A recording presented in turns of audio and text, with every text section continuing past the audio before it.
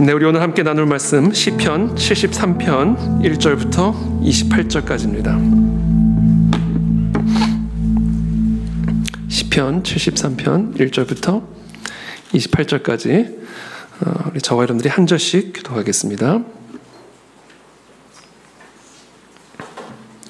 저부터 읽겠습니다. 하나님이 참으로 이스라엘 중 마음이 정결한 자에게 선을 행하시나 나는 거의 넘어질 뻔하였고 나의 걸음이 미끄러질 뻔하였으니 이는 내가 악인의 형통함을 보고 오만한 자를 질투하였음이로다. 사람들이 당하는 고난이 그들에게는 없고 사람들이 당하는 재앙도 그들에게는 없나니 살찜으로 그들의 눈이 솟아나며 그들의 소득은 마음의 소원보다 많으며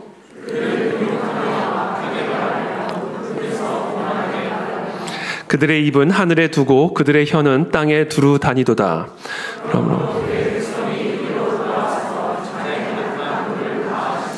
말하기를 하나님이 어찌하랴 지존자에게 지식이 있으랴 하는도다.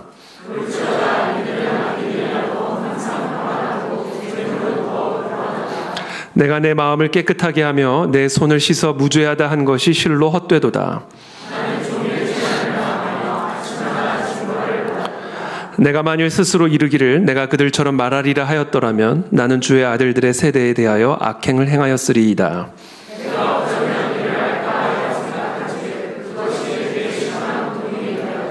하나님의 성소에 들어갈 때에야 그들의 종말을 내가 깨달았나이다.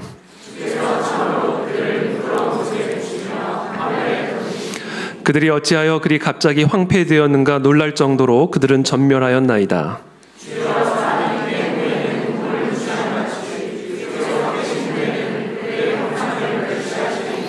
내 마음이 산란하며 내 양심이 찔렸나이다.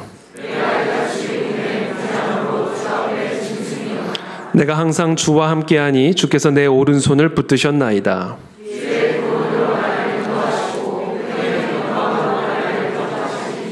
하늘에서는 주 외에 누가 내게 있으리요 땅에서는 주밖에 내가 사모할이 없나이다.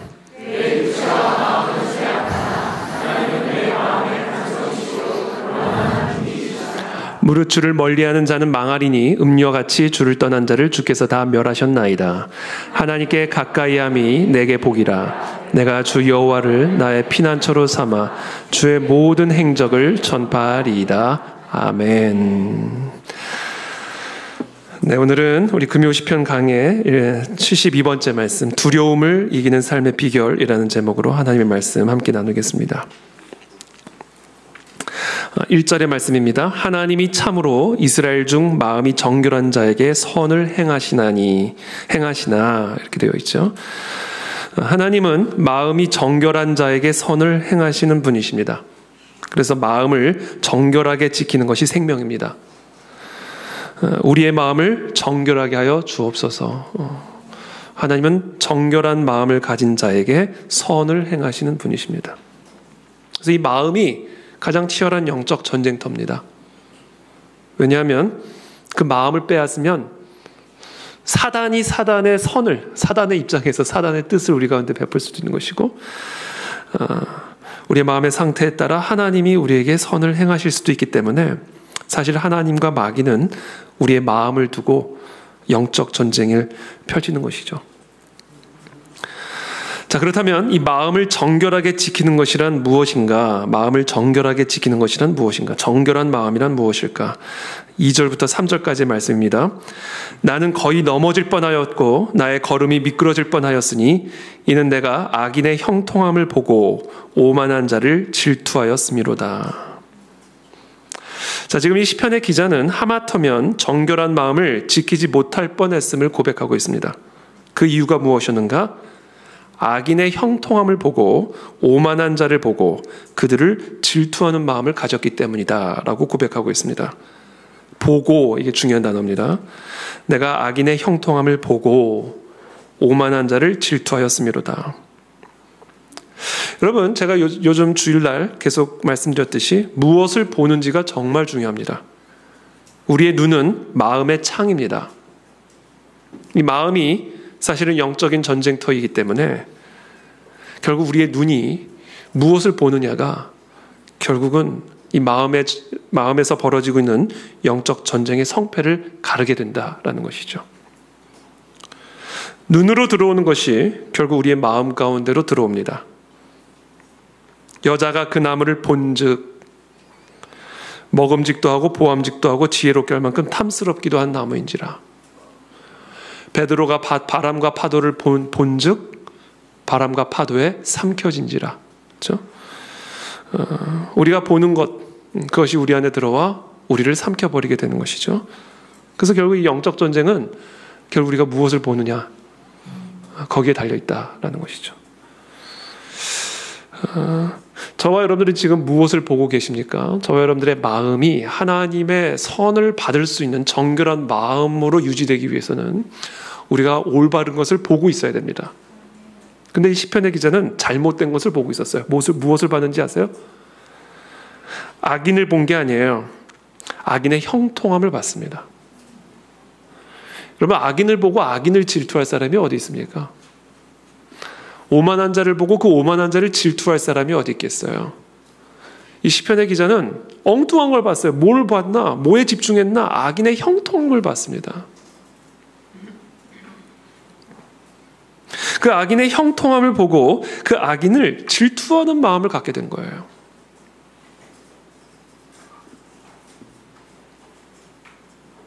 쉽게 말하면 자기도 악인이 되고 싶어진 겁니다. 자기도 오만한 자가 되고 싶었던 거예요. 도대체 어떻게 사람이 악인이 되고 싶어 할까? 어떻게 도대체 사람이 오만한 자가 되고 싶었던 것일까? 그들의 형통함이 부러웠기 때문이다 라는 것이죠. 4절부터 5절까지의 말씀입니다. 그들은 죽을 때에도 고통이 없고 그 힘이 강건하며 사람들이 당하는 고난이 그들에게는 없고 사람들이 당하는 재앙도 그들에게는 없나니. 이 악인들을 가만히 보니까 이 악인들은 다른 사람들이 다 겪는 고통도 없어요. 다른 사람들이 다 갖고 있는 문제도 없어요. 시간이 지나도 힘을 잃어버리지도 않아요. 그와 같은 악인들의 형통함을 보고 악인에 대한 질투심을 갖게 되고 그들이 부러워진 겁니다. 그런 마음이 들어온 거예요. 마음에.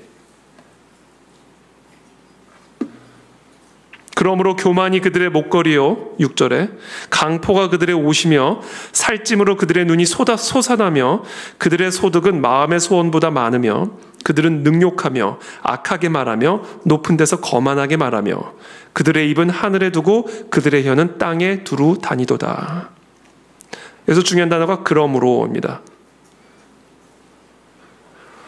이 악인들과 오만한 자들에게는 고통이 없으니까 어떻게 됐어요? 교만해졌다. 여러분, 고통이 없는 삶의 열매는 교만입니다. 그리고 그 교만의 열매는 강포입니다.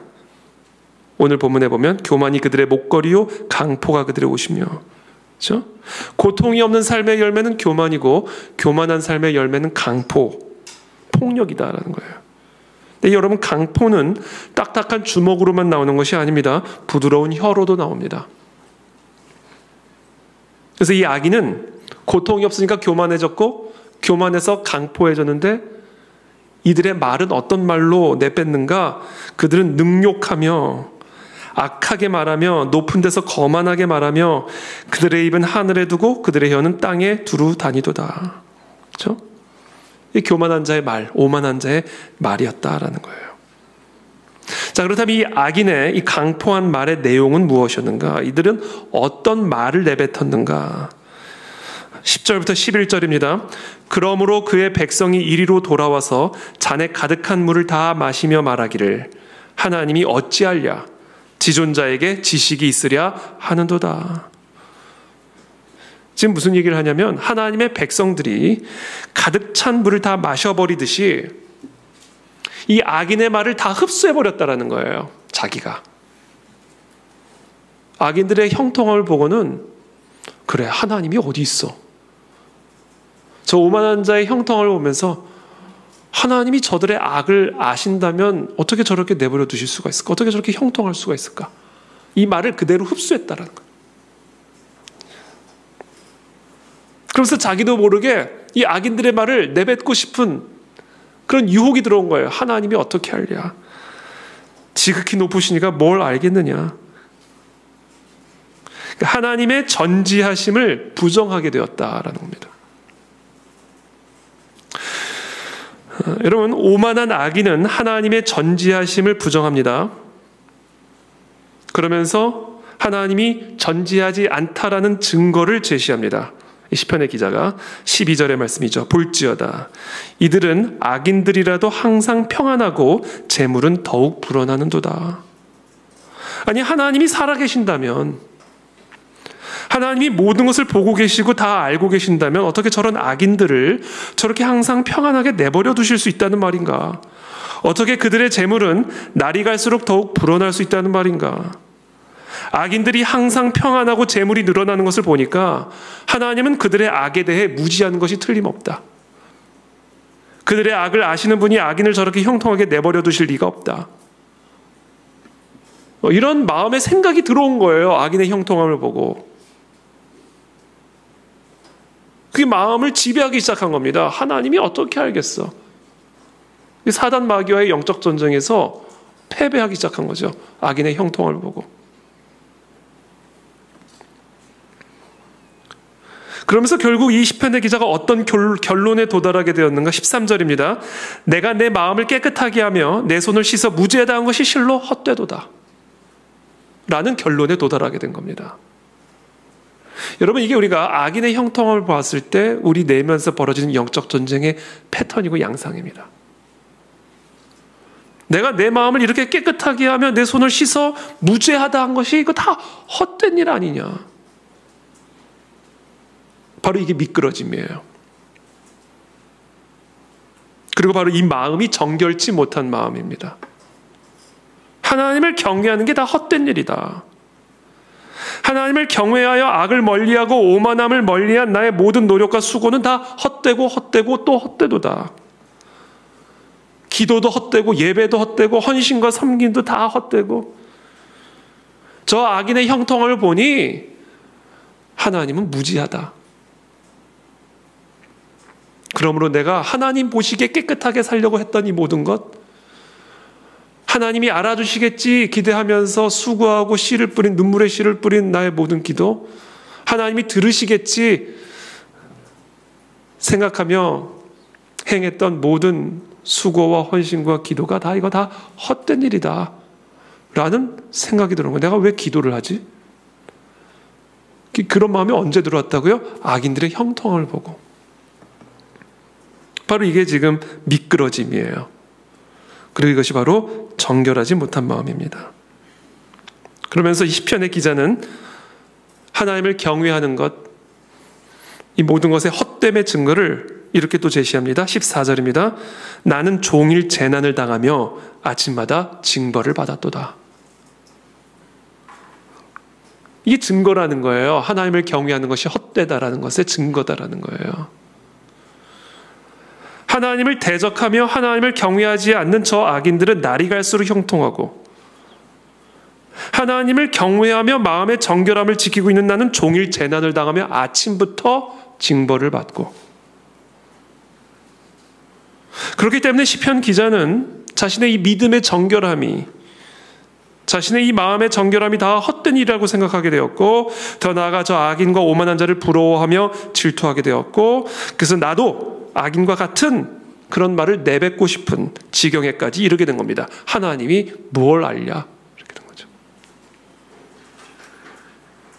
하나님은 악인의 악에 대해서도 무지할 뿐 아니라 의인의 의에 대해서도 무지한 분이다.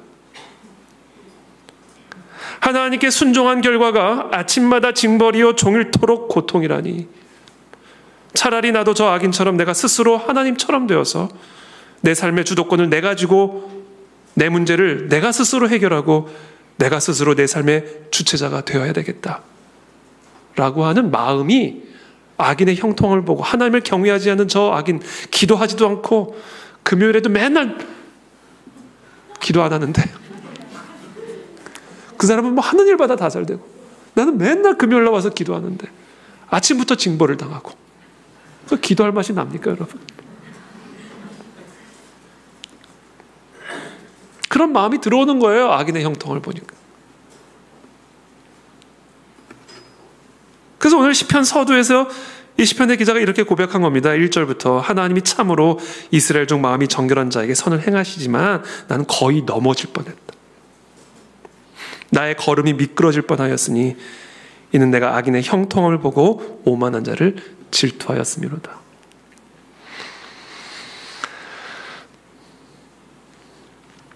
그러면서 이제 이 시편의 기자가 돌이키죠. 15절의 말씀입니다. 내가 만일 스스로 이르기를 내가 그들처럼 말하리라 하였더라면, 자, 그런 마음의 내적 갈등이 있었던 것은 사실이다. 정말 내 옆에 있는 사람들은 기도도 하지 않고 하나님도 거역하며 저렇게 사는데도 다 잘 되지만 나는 이렇게 기도하고 이렇게 헌신되고 이렇게 하나님께 매달리는데도 아침부터 징벌을 당하고 종일토록 고난을 당하는 그런 상황 속에서 하나님이 뭐를 알랴? 하나님이 뭘 하랴? 라는 마음이 내 안에 들어온 것은 사실이지만, 그러나 내가 그들처럼 말하고 그들처럼 행동하기를 거부했다. 나는 주의 아들들의 세대에 대하여 악행을 행하였으리이다. 돌이켰다라는 얘기죠. 돌이키긴 했는데 너무나 고통스러운 돌이킴이었어요.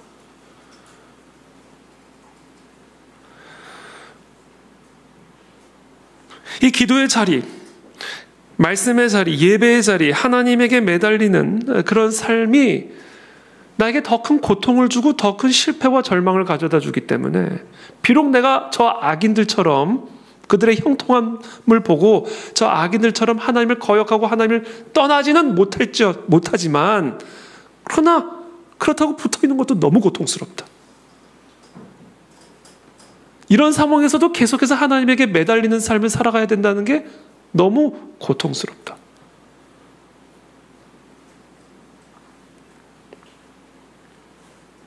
이 시편 기자가 특별히 고통스러웠던 이유는 이거예요. 도무지 이해를 할 수가 없기 때문에. 16절의 말씀이죠. 내가 어쩌면 이를 알까 하여 생각한즉 그것이 내게 심한 고통이 되었더니. 그러니까 뭘 지금 알고 싶은 거냐면, 시편의 기자가 너무나 뭐를 알고 싶어서 이게 고통스러운 지경에까지 든 거냐면, 아니, 하나님의 전지하심이라고 하는 진리와 악인의 형통이라고 하는 현실의 괴를 어떻게 이해할 수 있냐는 거예요. 하나님의 공의로움이라고 하는 진리와 의인의 고통이라고 하는 현실의 괴를 어떻게 이해할 수 있냐는 거예요. 이 괴리 속에서 지금 시편의 기자는 악인의 형통함을 부러워하게 된 것이고, 차라리 나도 하나님에 대한 믿음을 떠나서, 기도의 자리를 떠나서 저 악인의 길을 따라가고 싶은 유혹과 충동을 느끼게 된 거예요. 이 고통이 있는 겁니다, 지금. 저들은 하나님을 포기하고 자기 자신을 스스로 도왔기 때문에 형통한 것 아닌가? 결국 세상적인 방법이 세상에서 통하는 것 아닌가? 나도 저 악인들처럼 오만과 강포를 사용해야 되는 것 아닌가? 역시 하나님의 방법은 교회 안에서나 통하는 것이지 세상에서는 통하지 않는 것 아닌가? 로마에 가면 로마의 법을 따르라는 말도 있지 않은가? 세상에서는 세상의 방법을 따라가야 되는 것 아닌가? 그러니까 이 전반적인 총체적인 신앙에 대한 회의감이 들어온 겁니다. 여러분, 성경에는 놀라운 영적 공식들이 있죠. 두드려라, 그러면 열릴 것이다. 영적 공식이죠. 그래서 열심히 두드려요. 공식을 믿고. 근데 안 열린단 말이에요. 더 강하게 닫혀버린단 말입니다. 구하라, 그럼 찾을 것이다. 영적 공식입니다. 그래서 그 영적 공식대로 내 삶에 구하라, 두드리라는 이 정답을 대입을 했으면 찾고 열리는 답이 나와야 될 거 아니에요. 근데 구하는데도 계속해서 잃어버리고 있는 거예요. 그 영적 공식이 들어맞지가 않는 겁니다, 지금 이 시편의 기자가. 그러니까 결국 어떤 결론에 도달하게, 이거 가짜네, 이 미혹이 확 들어버린 거예요. 혹시 그와 같은 혼란과 혼돈이 혹시 저와 여러분들에게 있습니까? 있다는 의미인가요?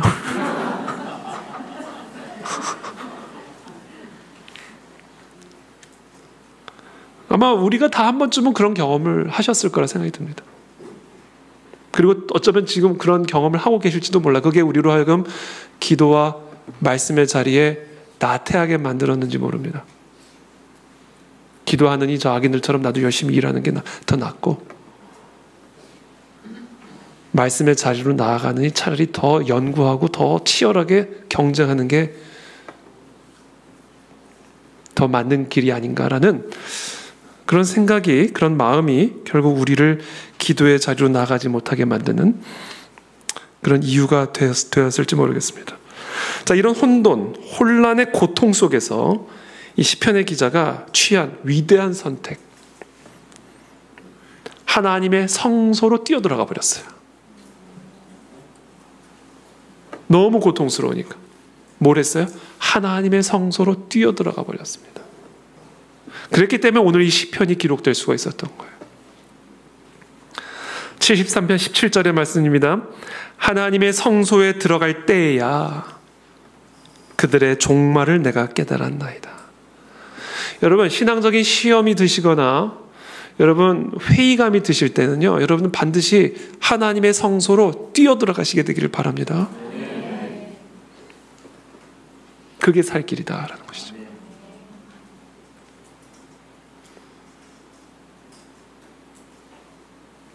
그 하나님의 성소로 뛰어들어가면요, 하나님이 뭐를 가르쳐 주시는지 아세요?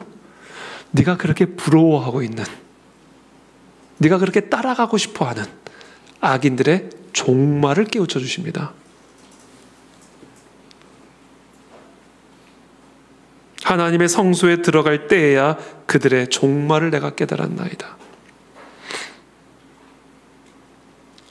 저 악인들의 과정은 화려해 보이고 저 악인들의 과정은 형통해 보일지 모른다는 거예요. 하지만 그 화려해 보이는 과정에 속아 넘어가면 안 된다라는 겁니다. 왜? 그 화려함의 끝을 볼 수 있어야 된다는 거예요. 그들의 형통, 하나님을 대적하고 하나님을 두려워하지 않은 저 오만한 자들의 형통함이 어디를 향하고 있는지를 볼 수 있어야 된다는 거예요. 자기 힘, 자기 능력, 자기 지혜대로 하면 당장은 형통하게 보일 수 있어요. 당장은 뭔가 일이 진행되는 것처럼 보일 수 있습니다. 그러나 이 기자가, 시편의 기자가 하나님의 성소에 뛰어들어가는 순간 그 유혹과 그 미혹, 미끄러워지는 그런 위기 속에서 고통을 부여잡고 하나님의 성소에 뛰어들어가는 순간 저 악인들의 형통함의 끝이 무엇인지를 볼 수 있는 눈을 열어주신 거예요. 여러분, 아무리 수학 문제를 잘 풀면 뭐합니까? 답이 맞아야지. 그렇잖아요. 과정이 완벽해요. 근데 답이 틀렸어. 그럼 뭐해요? 중간이 아무리 좋고 화려하면 뭐합니까? 끝이 안 좋으면요, 다 안 좋아져 버리는 거예요. 끝이 중요한 겁니다. 이륙을 잘하면 뭐예요? 착륙을 잘해야지.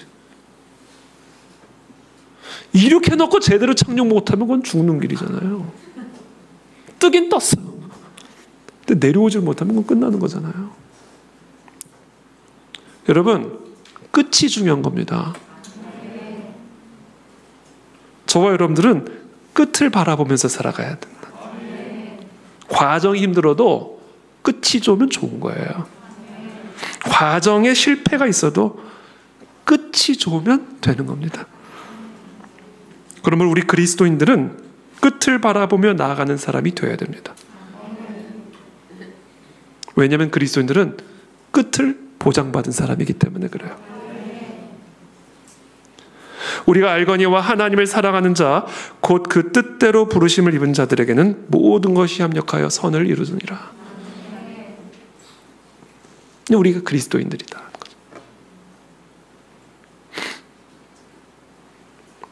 여러분, 우리의 끝은 선입니다. 우리의 끝은 복이에요. 여러분, 그걸 믿으시길 축복합니다. 그러므로 그 끝을 바라보며 과정의 고통을 견뎌내고 인내하시길 축복합니다. 영광스러운 끝을 위해 고통스러운 과정을 인내하십시오. 성공적인 끝을 위해 절망적인 과정을 견뎌내십시오. 중요한 것은 끝입니다. 수치스러운 끝이 영광스러웠던 모든 과정을 연기처럼 만들어버릴 것이요, 영광스러운 끝이 과정의 모든 고통과 눈물을 보상하고도 남음이 있게 할 것입니다. 요셉, 그 과정은요, 비극 그 자체죠. 눈물이 없이는 볼 수 없고 들을 수 없는 그 중간 과정의 스토리죠.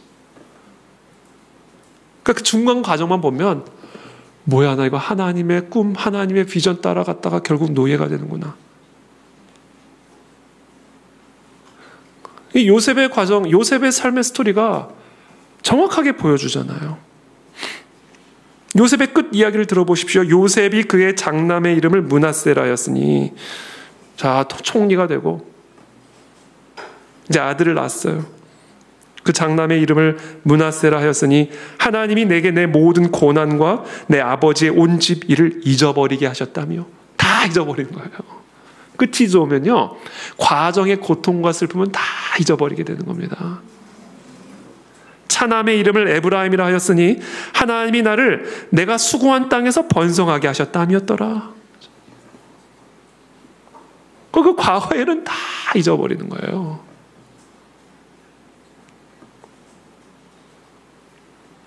자, 그렇다면 이 하나님의 성수로 그 고통을 부여잡고 그 혼돈과 혼란과 의심과 회의감을 갖고 하나님의 성수로 뛰쳐들어간 이 기자에게 보여준 저 악인들의 끝, 악인들의 종말은 어떤 모습이었는가? 19절의 말씀입니다. 주께서 참으로 그들을 미끄러운 곳에 두시며 파멸에 던지시니 그들이 어찌하여 그리 갑자기 황폐되었는가? 놀랄 정도로 그들은 전멸하였나이다. 여러분, 미끄러운 곳에 아주 중요한 특징이 있습니다. 이 빙판길에서 미끄러지듯 나가는 자동차를 한번 보세요. 미끄러운 곳에 아주 중요한 특징이 있어요. 그게 뭔지 아세요? 아주 잘 나갑니다. 너무 잘 나가요. 그런데 그 끝은 파멸이에요. 그걸 보여주신 거예요. 결국 뭐예요? 악인들은요, 파멸을 향해 잘 나가는 거예요. 그걸 보여주신 겁니다.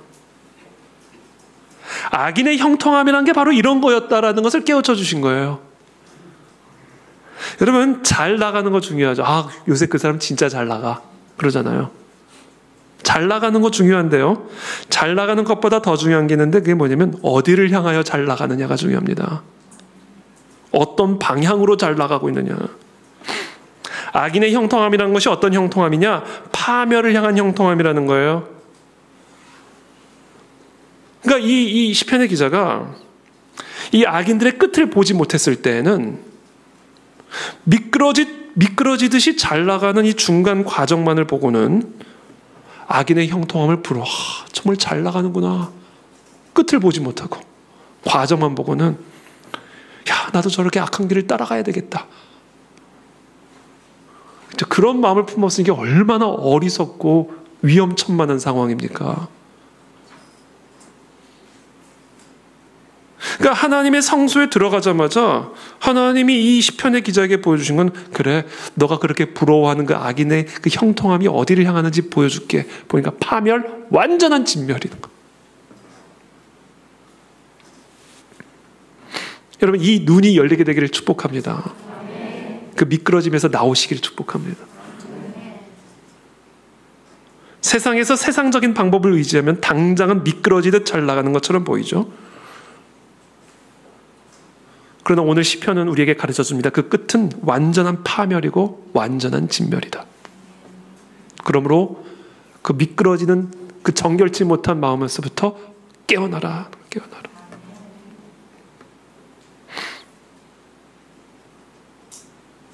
그러면서 계속해서 20절에 이렇게 말씀하시죠. 주여, 사람이 깬 후에는 꿈을 무시함 같이 주께서 깨신 후에는 그들의 형상을 멸시하리이다.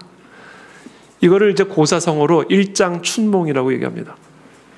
하나님을 의지하지 않고 하나님을 경외하지 않고 하는 모든 일들은 다 이렇게 됩니다. 여러분, 저와 여러분들 경험 있으시겠지만 우리가 하나님을 의지하지 않고 이 악인들과 오만한 자처럼 내가 내 삶의 주인이 돼서 내가 스스로 무언가를 이루어낼 수 있는 것처럼 기도의 자리도 나가지 않고 말씀의 자리를 등한시하고 기도를 내 생명으로 여기지 않고 저 악인들이 하는 방식 그대로 행하여 뭔가 미끄러지듯이 세워진 것처럼 보이고 미끄러지듯이 잘 나가는 것처럼 보이지만 마치 우리가 잠에서 깨어난 다음에는 꿈꿨던 모든 것들이 다 무시되어지는 것처럼 이렇게 일장춘몽 순간의 꿈처럼 다 무시되어져 버린다는 거. 솔로몬은 그런 사실을 이렇게 고백하죠. 여호와께서 집을 세우지 아니하시면 세우는 자의 수고가 헛되며 여호와께서 성을 지키지 아니하시면 파수꾼의 깨어 있음이 헛되도다. 너희가 일찍이 일어나고 늦게 누우며 수구의 떡을 먹음이 헛되도다. 이것을 깨닫고 나니까 시편의 기자의 마음에 찔림이 들어오는 거예요. 말할 수 없는 찔림이 들어오는 겁니다. 21절의 말씀입니다. 내 마음이 산란하며 내 양심이 찔렸나이다. 이 마음이 산란하다 이 표현은 어떤 의미냐면요. 내 마음이 괴롭고 창자가 뒤틀린 것처럼 아팠다라는 거예요. 무엇 때문에요? 자신의 우매무지함 때문에. 22절부터 23절입니다. 내가 이같이 우매무지함으로 주 앞에 짐승이오나 내가 항상 주와 함께하니 주께서 내 오른손을 붙드셨나이다. 이 우매무지함으로부터 하나님이 나를 지켜주신 거예요.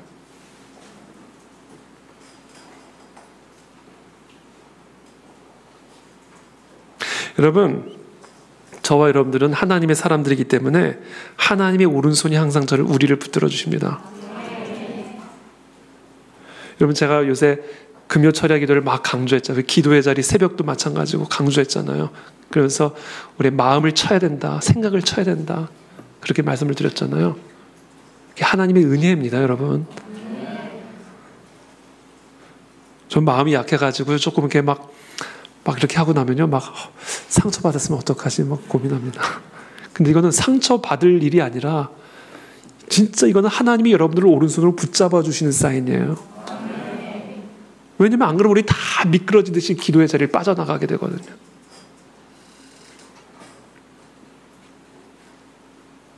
이게 지금 우매무지함을 깨닫게 된 거예요. 내가 얼마나 무지했나. 자기가 짐승처럼 느껴지는 겁니다. 그러나 여러분, 사실 시편의 기자는 우매무지한 자가 아니에요. 자기가 우매무지한 자라고 느끼는 사람은 우매무지한 자가 아닙니다. 사실은 하나님의 전지하심과 전능하심을 깨닫고 인간의 짐승 같은 우매무지함을 깨닫는 자는 사실 이 세상에서 가장 지혜로운 자죠. 반대로 하나님의 전지하심과 전능하심을 알지 못하고 인간의 우매무지함을 깨닫지 못하는 자들이야말로 진정으로 우매무지한 자요, 이 우매무지의 최고봉이 바로 오만함입니다. 이 오만한 악인들이 스스로 형통한 자라 생각하는 것이야말로 진정으로 짐승 같은 우매무지함의 최고봉이죠. 왜냐하면 그들의 형통은 파멸과 전멸을 향한 형통함이기 때문에 그렇습니다. 자, 이와 같은 것들을 깨닫게 되자, 하나님의 성소로 뛰쳐들어가서 이와 같은 것들을 깨닫게 되자 비로소 시편 기자의 마음이 안정을 되찾습니다. 악인의 끝을 보게 되니까 이제 자신의 끝이 보이기 시작하게 되는 거예요. 24절부터 25절까지 말씀 다 함께 읽어보겠습니다. 시작. 주의 교훈으로 나를 인도하시고 후에는 영광으로 나를 영접하시리니 하늘에서는 주 외에 누가 내게 있으리요 땅에서는 주밖에 내가 사모할 이 없나이다. 아멘. 세상에 주 같은 분이 누가 있나? 없다라는 거예요. 그러니 세상에 주 밖에 내가 사모할 리가 누가 있나? 없다라는 겁니다. 그러니까 오늘 이 시편의 기자는 이 혼란을 부여안고 하나님의 성소에 뛰쳐들어가서 결국 어떤 결론을 보게 되었는가? 하나님 같은 분은 없다 라는 사실을 깨닫게 된 거예요. 그리고는 결론에 도달하게 된 겁니다. 하나님 외에는 내가 사모할 이도 없다. 바로 이 마음이 정결한 마음입니다. 이와 같은 정결한 마음이 정결한 믿음입니다. 저는 오늘 이와 같은 이 정결한 마음이 회복이 되어지는 그런 밤이 되어지기를 예수님의 이름으로 축복합니다. 그래서 오늘 다 여러분들이 하나님의 성소에 뛰쳐 들어오셨어요. 어떤 분들은 지금 오늘 시편의 기자와 같은 혼돈과 유혹을 안고 오늘 이 하나님의 성소에 뛰쳐 들어오신 분들도 계실지 모르겠습니다. 자, 오늘 이 밤에 하나님의 성소에서 우리가 깨달아야 할 하나님의 진리, 하나님 외에는 우리가 사모할 리가 없다. 하나님 같은 분은 세상에 존재하지 않는다 라는 것을 여러분 깨달아 알게 되시기를 축복합니다. 자, 그렇다면 하나님은 어떤 면에서 하나님과 같은 분은 없는가? 하나님은 전지하십니다. 전지하신 하나님이라는 점에서 하나님과 같은 분은 세상에 존재하지 않습니다. 하나님은 자연 세계에 대한 완벽한 지식을 갖고 계십니다. 하나님은 자연의 영역 안에 있는 모든 것을 다 알고 계십니다. 밤하늘에 빛나는 별을 보십시오. 하나님은 그것들을 다 창조하셨고 그 모든 별에 대해 이름을 지어주셨습니다. 자, 하나님의 그 전능하신 한 손에는 우주를 쥐고 계실 만큼 크시고 놀라운 능력을 갖고 계셔요. 그래서 또 다른 한 손에는 갓난 아기를 안고 계실 만큼 부드럽고 섬세한 손이 있으십니다.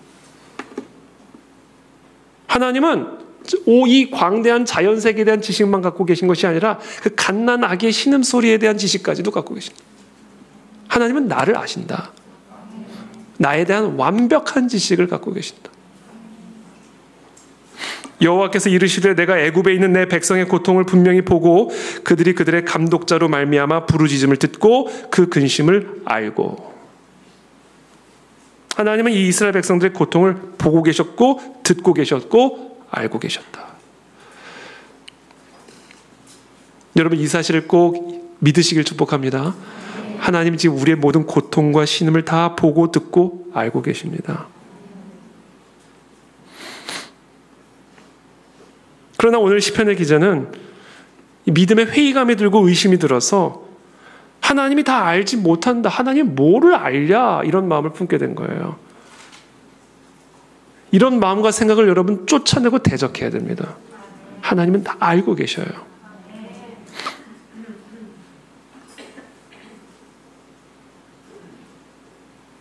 누가복음 12장 7절에서 예수님 말씀하시죠. 너희에게는 심지어 머리털까지도 다 세신 바 되었나니 두려워하지 말라. 너희는 많은 참새보다 더 귀하니라. 우리의 머리털까지 다 알고 계신다. 여러분 우리가 우리 머리털 몇 개인지 알 수 없잖아요. 근데 하나님은 다 세고 계신다. 하나님은 내가 나를 아는 것보다 더 온전한 지식을 갖고 계시는 분입니다. 문제의 본질은 우리에 대한 하나님의 무지가 아니라 모든 것을 알고 계시는 그와 같은 하나님에 대한 우리의 무지가 문제의 본질이다. 하나님은 전지하십니다. 하나님 우리의 모든 문제를 알고 계십니다. 두 번째, 하나님은 전능하십니다. 전능하신 하나님은 그와 같은 분이 존재하지 않는다. 하나님은 모든 것을 다 알고 계실 뿐 아니라 모든 것을 다 하실 수 있는 능력을 갖고 계십니다. 하나님은 하나님의 전능하심으로 하나님이 뜻하는 모든 것을 다 이루십니다. 하나님이 안 하시는 것은 뜻이 아니기 때문이지 못하셔서가 아닙니다. 그렇다면 하나님의 뜻은 무엇입니까? 예레미야서 29장 11절입니다. 나 여호와가 말하노라. 너희를 향한 나의 생각은, 나의 뜻은 내가 안 하니 재앙이 아니라 곧 평안이요 너희 장래에 소망을 주려 하는 생각이라. 여러분 하나님의 자녀들을 향한 하나님의 뜻은 언제나 평안이요 소망입니다. 시편 107편 24절부터의 말씀이에요. 여호와께서 행하신 일들과 그의 기이한 일들을 깊은 바다에서 보나니 여호와께서 명령하신 즉 광풍이 일어나 바다 물결을 일으키는도다. 그들이 하늘로 솟구쳤다가 깊은 곳으로 내려가나니 그 위험 때문에 그들의 영혼이 녹는도다. 이게 지금 오늘 시편 기자의 상태예요. 그들이 이리저리 구르며 취한 자같이 비틀거리니 그들의 모든 지각이 혼돈 속에 빠지는도다. 이에 그들이 그들의 고통 때문에 여호와께 부르짖음에 그가 그들의 고통에서 그들을 인도하여 내시고 광풍을 고요하게 하사 물결도 잔잔하게 하시는도다. 그들이 평온함으로 말미암아 기뻐하는 중에 여호와께서 그들이 바라는 항구로 인도하시는도다. 여러분, 하나님은 우리의 모든 상황들을 다 알고 계셔요. 그리고 하나님은 모든 것을 하나님의 뜻대로 행하시는데 그 하나님의 뜻은 우리를 위하는 일이고 우리가 바라는 항구로 인도하시는 것입니다. 하나님의 전지하심과 하나님의 전능하심을 저와 여러분들이 정말로 믿는다면 그 하나님은 온 우주의 틀과 그 부분들을 운행하시는 분일 뿐만 아니라 작은 참새 한 마리에 이르기까지 그가 지으신 모든 것들을 지탱하시고 양육하시고 보살피시는 통치자라는 사실을 믿으셔야 됩니다. 하나님의 결정이 없이는 세상의 그 어떤 일도 그냥 일어날 수가 없습니다. 지극히 우연한 것처럼 보이는 일들도 다 하나님이 행하시는 일입니다. 예를 들어서 길가의 나무에서 한 가지가 부러져서 지나가던 행인이 맞아 죽는 일이 있었다고 한번 가정해 봅시다. 이보다 더 우연한 일이 어디 있겠어요? 그러나 그것조차 우리는 우연이라고 말해서는 안 됩니다. 왜냐하면 공중에 나는 새 한 마리도 하나님 아버지의 허락 없이는 떨어질 수가 없는 것이기 때문에.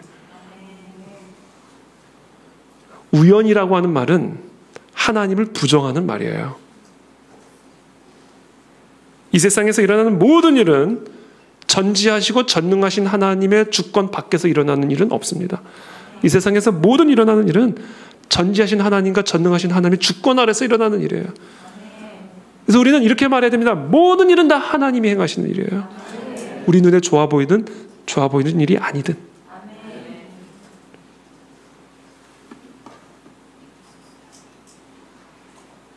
그러므로 어떤 어려움이 닥친다 할지라도 우리의 마음은 언제나 곧바로 전지하시고 전능하신 하나님을 향하게 만들어야 돼요. 왜냐하면 그 전지하시고 전능하신 하나님 주권 밖에서 일어나는 일은 하나도 없어요. 근데 그 하나님은 언제나 모든 일을 우리를 위해서 행하시는 분이기 때문에 우리의 삶에 어떤 일이 불어닥친다 할지라도 우리는 즉각적으로 우리의 마음을 그 하나님을 향하게 만들어야 돼요.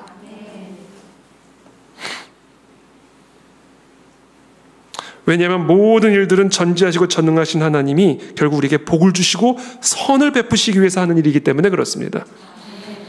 여호와께서 하늘에서 굽어보사 모든 인생을 살피시며 이게 뭐야? 다 아신다라는 거예요. 모든 인생의 상황을 다 알고 계신다라는 거예요. 전지하신 하나님. 근데 아시는 것뿐이 아니에요. 곧 그가 거하시는 곳에서 세상의 모든 거민들을 굽어 살피시는 도다 뭐야? 돌보신다라는 얘기예요. 그냥 보는 게 아니에요. 그냥 굽어 보는 게 아니야. 굽어 보사 살피신다. 보살피신다. 그러므로 여러분 한 치 앞도 내다볼 수 없는 우리의 삶 속에서 어떤 어려움이 불어닥친다 할지라도 여러분 이건 정말 진지한 이야기입니다. 생명 같은 이야기예요. 우리의 인생이 그렇게 위험한 인생이기 때문에 그렇습니다. 무슨 일이 일어날지 모르는 인생이기 때문에 이건 생명 같은 말씀입니다. 하나님은 전지하십니다. 전능하셔요. 근데 그 전지하심과 전능하심으로 우리를 살피시는 분이십니다. 그러므로 어떤 어려움이 불어닥친다 할지라도 우리는 즉각적으로 그와 같은 하나님을 향해야 됩니다. 그때 우리의 마음이 미끄러져 나가지 않을 수 있어요. 요셉이 형들의 배신을 계속해서 마음에 두었다면, 계속해서 그 형들의 배신을 생각 속에서 계속해서 보고 있었다면 절대로 그 형들을 향하여 용서와 애정을 보여줄 수 없었을 거예요.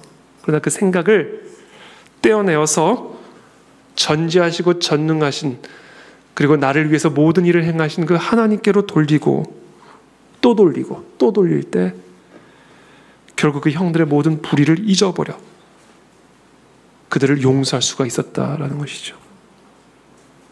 그건 뭐예요? 무슨 일이 불어닥치더라도 나를 아시고 나를 위해서 모든 일을 행하실 수 있는 전능하신 하나님에게만 내 마음이 초점을 맞추면 미끄러져 나가지 않을 수 있다. 결국에는 끝이 선이요 복이 되는 것을 경험하게 될 것이고, 그래서 내 첫째 아들은 므낫세, 둘째 아들은 에브라임이라는 이름을 지어둘 수가 있게 된다.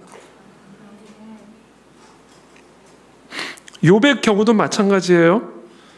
스바 사람들과 갈대아 사람들이 욥의 종들을 죽이고 태풍으로 인해서 갑자기 집이 무너져가지고 욥의 아들들이 다 깔려 죽었다는 소식을 하루아침에 들어버립니다. 그때 욥은 곧바로 그의 시선을 모든 것을 알고 계시고 모든 것을 하실 수 있으시며 그분의 허락 없이는 공중에 나는 새 한 마리도 떨어질 수 없다라는 사실을 붙잡고 하나님을 바라보는 거예요. 이것도 하나님이 행하시는 일이다. 도무지 이해할 수 없는 이 고통, 도무지 받아들일 수 없는 이 모든 참극, 이것조차도 하나님이 행하신 일이다. 그리고 이것조차를 통해서도 하나님은 내게 결국은 끝이 선하게 하실 것이고 복되게 하실 것이다라는 그 진리에 욥의 시선을 정확하게 고정시켜 놓는 겁니다. 그래서 이게 생명인 거예요. 생명. 왜? 무슨 일이 일어날지 모르기 때문에. 안 그러면 정말 폭풍 후에 휩쓸려 미끄러져 나가버리니. 욥이 일어나 겉옷을 찢고 머리털을 밀고 땅에 엎드려 예배하며, 이거예요. 이게 위대함이에요. 오늘 시편의 기자의 위대함이에요. 고통으로 말미암아, 슬픔으로 말미암아, 혼돈과 혼란으로 말미암아 일단 일어나 겉옷을 찢고 머리털을 밀고 그리고 성소를 뛰쳐나간 게 아니라 성소 속으로 뛰쳐들어가 버린 거예요. 땅에 엎드려 예배하며 이르되 내가 모태에서 알몸으로 나왔사온즉 또한 알몸이 그리로 돌아갈지라. 주신 이도 여호와시요 거두신 이도 여호와시오니 여호와의 이름이 찬송을 받으실지니이다 하고, 이 모든 일에 욥이 범죄하지 아니하고 하나님을 향하여 원망하지 아니하니라.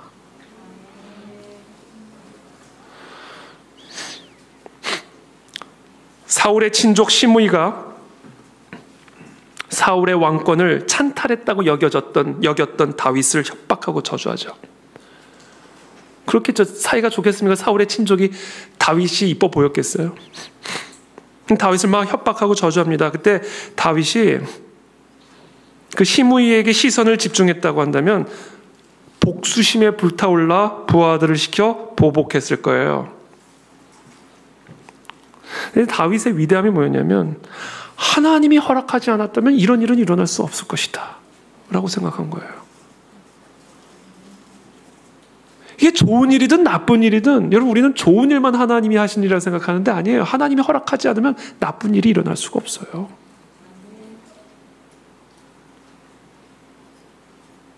그 시므이가 다윗을 막 욕하고 저주를 하니까 부하가 저 죽여버려야 되겠습니다. 이럴 때 왕이 뭐라고 그러는지 아세요? 왕이 이르되 스루야의 아들들아 내가 너희와 무슨 상관이 있느냐?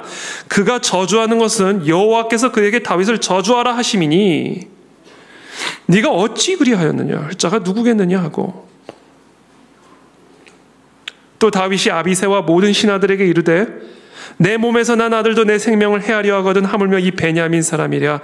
여호와께서 그에게 명령하신 것이니 그가 저주하게 버려두라. 이 태도입니다. 이 태도. 하나님은 다 알고 계시고 다 하실 수 있는 분이 내게 이렇게 행하신다면 이 안에도 나를 위한 선이 있는 것이다.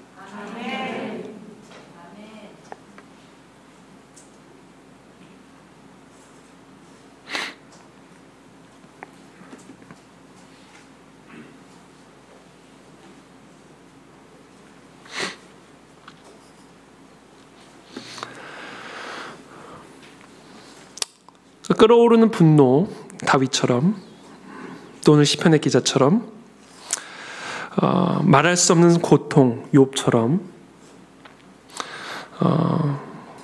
이 마음을 치료하는 것으로 우리가 이 하나님의 이 섭리, 그러니까 전능하시고 전지하신 하나님이 내게 이것을 허락하셨다라고 묵상하는 것보다 더 좋은 치료책은 없습니다. 여러분 이게 돼야 치료가 됩니다. 주께서 그렇게 하셨으니 이건 견뎌야 마땅한 것이다. 그러면 끝은 반드시 선이고 복이다. 이게 필요한 거예요. 그리고 그걸 배운 겁니다, 이 시편의 기자가.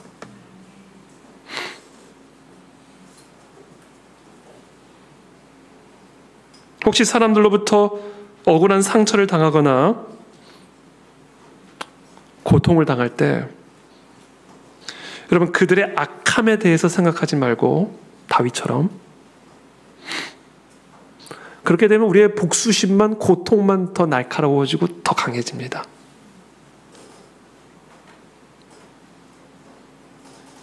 그러니까 그런 상황 가운데 계신 분이 있다면 어떤 원수가 악의로 우리를 대적한다 할지라도 이 모든 일은 하나님의 공의로우신 뜻에 따라 허락된 일이라는 사실을 확실하게 믿으시기를 축복합니다. 이게 살 길이에요. 이게 진리이기 때문에 그렇습니다. 시편의 기자는 하나님의 성소에 뛰어들어가 그거를 보게 되고 배우게 된 거예요. 아, 그렇구나. 과정은 힘들었고 과정은 고통스럽고 아침마다 징벌이요 종일토록 고난이지만 나의 끝은 선이고 복이구나. 하나님이 내게 무슨 일을 행하시든 저 사람이 나에게 무슨 일을 행하시든 내 삶에 내게 무슨 일이 일어나든 하나님의 허락 없이는 일어날 수 없는 일이니 그것은 나를 위하는 일이구나. 이것을 받아들일 때 우리가 우리의 삶에서 이 세상에서 마주할 수 있는 어떤 형태의 바람과 파도도 밟고 설 수 있는 그런 정결한 마음을 지켜낼 수가 있다는 거예요. 그걸 지켜내야 끝이 선하고 끝이 복이 됩니다. 안 그러면 미끄러져 나가버린다. 바울은 얼마나 많은 상처를 받았겠어요. 사람들로부터. 여러분 우리가 상처를 받으면 어떤 생각이 들어요? 상처를 주고 싶은 마음이 들잖아요. 그러니까 바울은 상처를 받은 것에 대해서 보복할 마음을 갖지 않도록 절제시키기 위해서 뭘 강조해서 우리의 싸움은 혈과 육의 싸움이 아니야? 이게 얘기해요. 우리의 싸움은 혈과 육의 싸움이 아니야. 공중의 권세 잡은 마귀와의 싸움이야.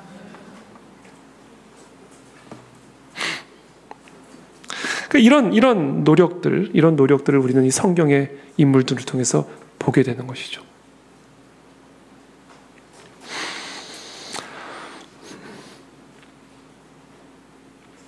이사야서 45장 7절입니다. 이사야서 45장 5절부터 제가 읽어드릴게요. 나는 여호와라 나 외에 다른 이가 없나니 나밖에 신이 없느니라. 그렇잖아요. 하나님 외에는 없어요. 그러니까 이 땅에 일어나는 모든 일들은 다 하나님 때문에 일어나는 일이에요. 너는 나를 알지 못하였을지라도 나는 네 띠를 통일 것이요 해 뜨는 곳에서든지 지는 곳에서든지 나 밖에 다른 이가 없는 줄을 알게 하리라. 나는 여호와라 다른 이가 없느니라. 나는 빛도 짓고 어둠도 창조하며 나는 평안도 짓고 환난도 창조하나니 나는 여호와라 이 모든 일들을 행하는 자니라 하였노라. 자, 그래서 여러분 이제 결론으로 나아갑니다. 그래서 이와 같은 하나님을 경외하는 정결한 마음을 가진 사람들의 마음에는 측량할 수 없는 행복이 있어요. 왜? 무슨 일을 만나든 그 안에 하나님의 선하신 뜻이 있고 나의 끝은 무조건 복되다라는 것을 믿기 때문에 정말 이와 같은 믿음을 가진 사람, 하나님 외에는 다른 신이 없다. 전지하시고 전능하신 하나님이 모든 일을 나를 위해서 행하신다 라는 이 정결한 마음을 가진 자는요, 그 마음에 그 누구도 빼앗을 수 없는 행복이 있습니다. 행복이. 저는 그 행복을 저와 여러분들이 갖게 되기를 축복합니다. 인간의 삶을 위협하는 악들은 무수합니다. 죽음의 위협도 무수합니다. 굳이 우리 자신 바깥을 바라볼 필요도 없어요. 우리의 몸 자체가 수천 가지의 질병을 담는 그릇이에요. 사람은 자신이 온갖 방식으로 파멸당할 수 있고 진멸당할 수 있다는 것 때문에 부담을 갖지 않을 수가 없어요. 추워도 위험하고 더워도 위험합니다. 그게 우리의 인생이다. 우리가 날마다 타는 자동차를 타는 그 순간부터 죽음과 한 발자국 거리에 있는 처지가 됩니다.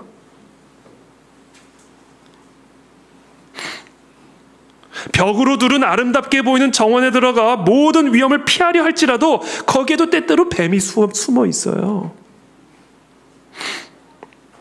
우리가 사는 집도 항상 화재의 위험을 안고 있고 낮에는 집이 없어지지 않을까 걱정하게 만들고 밤에는 우리 위에 덮치지 않을까. 우리의 재산 역시 우박과 서리와 가뭄 등의 재난에 노출되어 있어서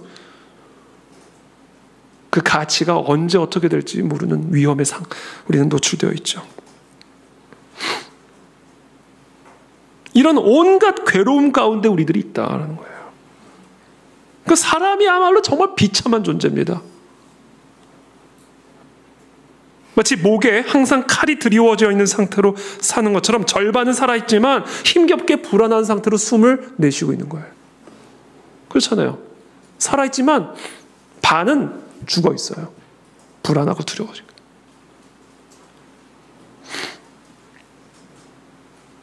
특별히 다른 사람들의 신뢰를 접하면서 그와 같은 비참한 일들이, 무서운 일들이, 슬픈 일들이 우리에게도 얼마든지 일어날 수 있고 또한 우리의 생명이나 그 사람들의 생명이나 똑같이 예외가 없다는 것에 대해서 경고를 받게 되니까 그런 사건들이 우리에게도 일어날 것처럼 두려움과 공포에 쌓이지 않을 수가 없는 것이죠.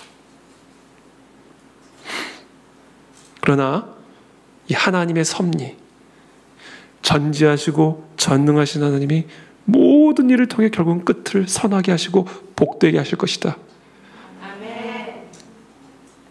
평안도 창조하고 환난도 창조하시는 분은 하나님 외에 다른 분이 없다라는 이 하나님의 섭리의 빛이 우리의 마음을 비추기 시작하게 되면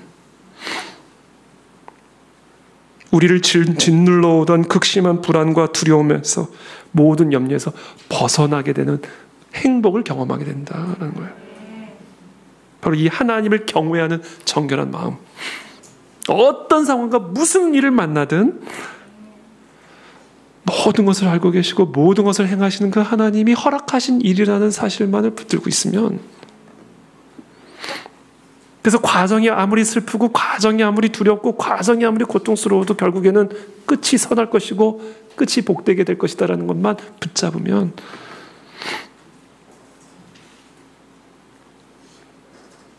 우리는 그 사실에서 말할 수 없는 위로와 평강과 소망을 품을 수가 있게 된다라는 것이죠. 그래서 오늘 26절부터 27절에 시편의 기자는 이렇게 고백합니다. 내 육체와 마음은 쇠약하나 그러나 하나님은 내 마음의 반석이시오. 영원한 분기시시라. 무릇 주를 멀리하는 자는 망하리니 음녀같이 주를 떠난 자를 주께서 다 멸하셨나이다. 여기서 미끄러져 나가면 다 망합니다, 여러분. 그래서 우리의 마음을 쳐야 되고 생각을 쳐야 되고 몸을 쳐야 돼요.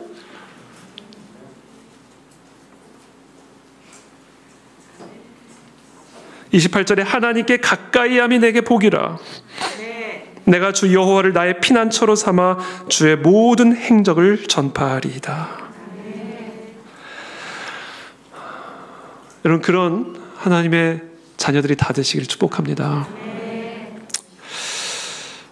사람들은 하나님이 자기들이 이성으로 정해놓은 범위 내에서만 활동하셔야 되고 그 이성을 넘어서는 안 된다라고 생각하는 경향이 있습니다. 여러분, 하나님의 뜻은 이해하는 게 아니에요.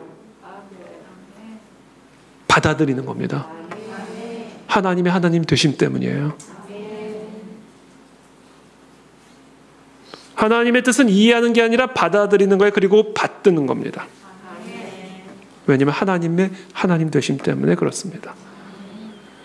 무슨 일을 만나든 어떤 상황에 처하든 모든 것을 알고 계시고 모든 것을 하실 수 있으시며 그 모든 것을 결국 나의 선이 되고 복이 되게 하실 그 하나님의 뜻이 비록 이해되지 않고 납득되지 않을지라도 이해하려 하지 마시고 받아들이시기를 축복합니다.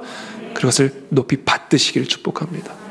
그때 우리의 마음과 삶에 참된 평강과 소망과 기쁨이 회복되어져서 미끄러져 진멸의 길로 나가지 않고 영원한 복과 선의 길로 나아가는 그런 우리 모든 그 안에 진리교회 성도님들의 삶이 되시기를 예수님의 이름으로 축복합니다. 기도하겠습니다.